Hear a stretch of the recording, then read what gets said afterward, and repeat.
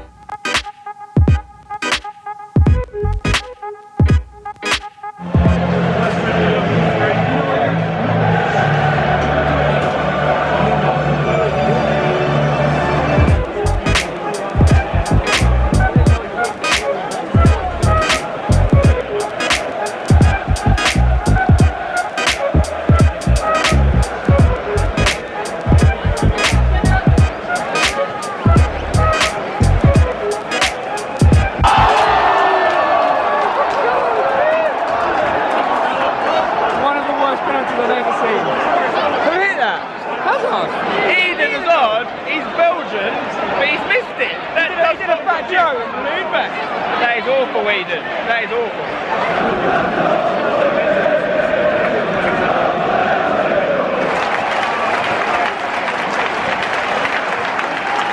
Chelsea have scored. Is it a free kick that went in? Free kick straight in. Free kick. Keeper didn't get there. Straight in the back of there. Willian with the goal.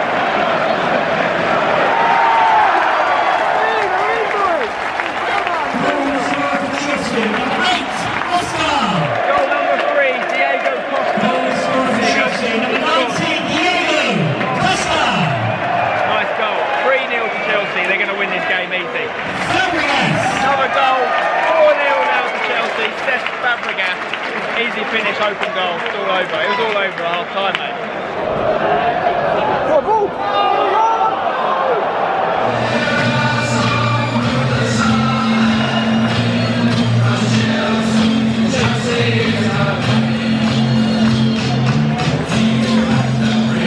Well guys, that is it for the football. 4-0 to Chelsea. Now it's time for me and Seb to talk IMO. Right guys, we're back at home now and I want to have a quick chat with you, Seb. We've just been at a Champions League game, so I thought we'll keep the discussion Champions League based. Despite the result we just saw, obviously Chelsea smashing their opponents there, Maccabi Tel Aviv. It was a stroll, wasn't it? It was a stroll. It was always going to be a stroll. Yeah. I think the more interesting results, the other three results for the English team, Arsenal losing, Man United losing, and of course Man City losing as well. Now, particularly the Man City one, very interesting, because City are flying in the league, dominating the league, haven't conceded a goal in the league, playing Juventus, who, yes, are Champions League finalists from last year. Yes, they're the Italian champions. Lost some players, brought some players in. But they're struggling in their league big time. They're doing the Chelsea right now, and Juventus beat them. So my question to you is, in general, over the last 3-4 years in the Champions League, English teams have struggled. Why is that, in your opinion? I mean, that's the IYO. In your opinion? In my opinion, yeah. Well, yeah, I'm taking over, mate. Yeah. It's the £1 billion question. All the money that's going to the Premier League now, all this money, all these players, huge salaries, huge TV deals. You know, they say money can't buy you happiness, but it can't buy you Champions League qualification either into the groups, out of the group stages by the looks of it. Yeah. It's unbelievable. You're talking about £200,000 a week players. I mean, Is that something to do with it? Is it something to do with these players are more money driven? They're not success driven. They come for the money, not for the trophies. Is it something about the way you play in the Premier League? I mean, we talked about this a bit earlier. So you've got a theory, or you've heard a theory about the way the actual football works in the Premier League. It's so fast paced, quite physical, that it's actually quite hard to take that game and adapt it for continental football. I feel like the competitive nature of the Premier League, so there's two big things I think you ask in football these days, is what's the best league? And now what's the best league? You can think of two ways. One, what's the best league to watch? What's the best league for me to be a fan of, to enjoy, Premier League. Watch football? Premier League. Definitely it's quite Premier easy League. to answer that question because of the sheer fact that any result can happen at any moment. Yeah. But what's the best league, as in what's got the best teams, the best players in it? Well, clearly, when they match up and play each other, it's a no contest. Yeah. It's not the Premier League. Yeah. So our best teams aren't the best teams in Europe. Exactly. So my sort of thought process is that to become very good in a very competitive league, you've got to play a certain brand of football, which isn't the best way of playing football. In England. In the world. Yeah. It's the best way of playing in England against those sorts of players when it's very competitive, when you need to grind out a result. But if you want to just play free-flowing football, when you're going out there to win, I think Real Madrid, Barcelona, Bayern Munich, they're not afraid of anybody week in, week out. And they maybe take that mentality on into the Champions League. Well, yeah, I mean, it's a good more point. freedom. If you look at the last time an English club won the Champions League, it was Chelsea. Remember the way they won it? On penalties. They parked the bus, but they were actually nowhere near as good as Bayern Munich. Robin missed a penalty. They defended their way to the title. Yeah, they did. There's nothing against that. You saw Greece do it in the European Championships in 2004. But that doesn't make you the best team, and it comes undone eventually. It only works one time out of 10. And it worked for Chelsea that night, but it's not the best kind of football. My theory on the matter, as to why we're struggling a little bit in Europe, I actually think, and obviously it's a load of different factors, but for me, one huge factor is the emergence of Messi and Cristiano Ronaldo. You've got to really think about this, okay? The big move is when Ronaldo went to La Liga and joined Messi. At that point, not only the two best players of our generation, the two best players arguably of all time, ended up playing in the same league at the same time. Now, as a footballer with ambition, you want to play in the same league as those guys. You want to play with them or against them. Ronaldo went to La Liga for that reason, not just to play in the Los Blancos famous white jerseys of Real Madrid. Beckham went there, but he wanted to stay at United. It was only United forcing him out the door that made him go. Ronaldo went to La Liga to prove himself directly in contrast to Messi, because he's got an ego that needs flattering, and that's what you could argue that he's done it against Messi. Well, Messi obviously has done just as well. It's flattering. He's ego this week, isn't it? What is it? 9 goals in 3 games? 11 goals in 3 games. It's ridiculous. Ridiculous from Ronaldo.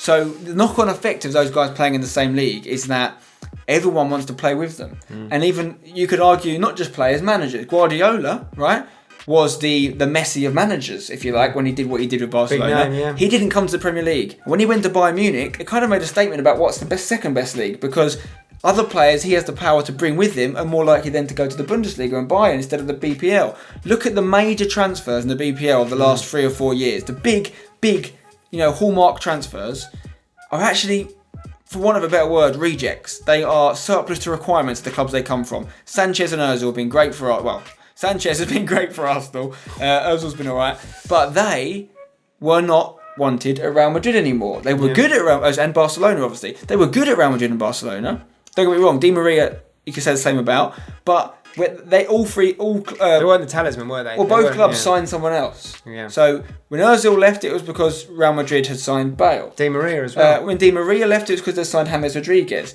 Likewise, Sanchez left because they signed Suarez. So the BPL clubs that attract them to Arsenal fans, yes, amazing, we've got Ozil, we've got Sanchez.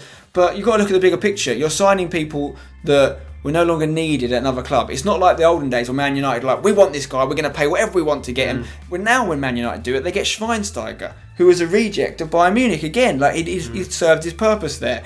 The only people you can really say have got potential to be huge in a BPL club right now is someone like Memphis Depay. Man United did well in getting him. Obviously, he's been indifferent, good in the Champions League, not in the Premier League. He's got potential to be amazing. But in many ways, you could argue Man U are going to become a feeder club. If he does become amazing, Real Madrid will come in and buy him. Look at Modric, look at Bale, Tottenham. That's what they do. They're a middle ground. Eriksen went from Ajax to Tottenham in the same way that Suarez went from Ajax to Liverpool. If he has a couple of good more seasons, Eriksen, you can bet your bottom dollar a Spanish club will come and nick him.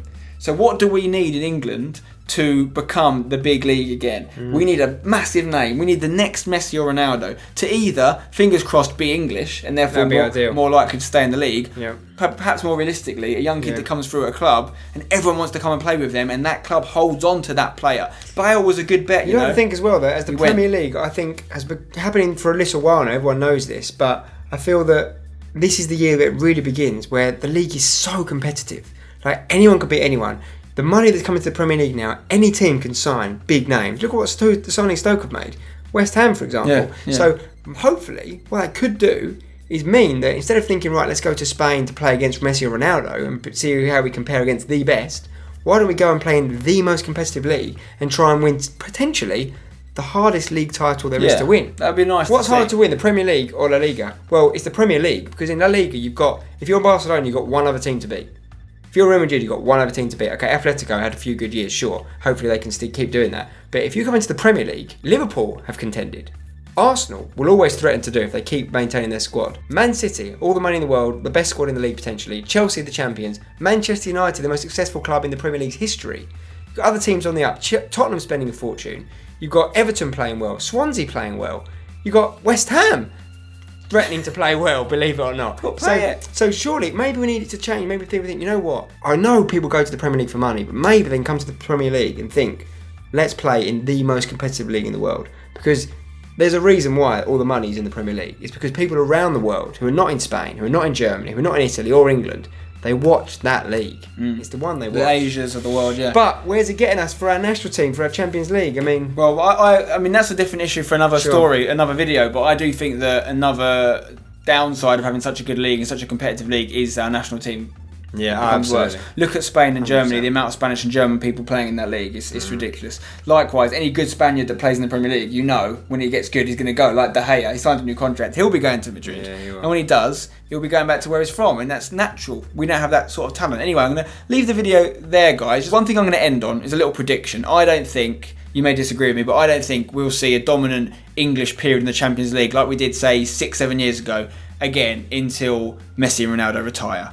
Unless they change clubs. That's my prediction. We might get one or two here and there. We won't be doing the sort of thing that Spanish teams have been doing recently with Real Madrid and Barcelona dominating things until those guys leave or retire. That's my prediction. You might disagree. That's fine. Leave a comment below. Let me know why you think English clubs are struggling in the Champions League. Is it just a string of coincidences, or is there actually a pattern here? Are some of the things Seb and I talked about actually prevalent? You let us know in the comments below, and let us know your opinions on your club and other clubs as well. I'd love to know one other thing in the comments as well, guys, from me. How many of the top 10 players in the world play in the Premier League?